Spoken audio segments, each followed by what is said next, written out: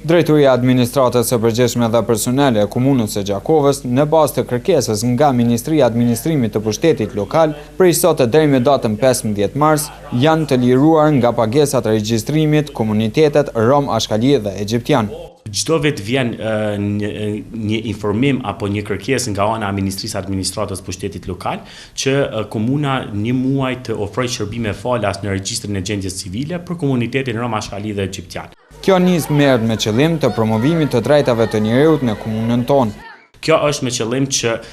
të ofrojmë një integritet dhe të ofrojmë një mundësi që të rritet numri i regjistrimit të këtyre komuniteteve, për arsye se siç e dim nuk është në shifrat e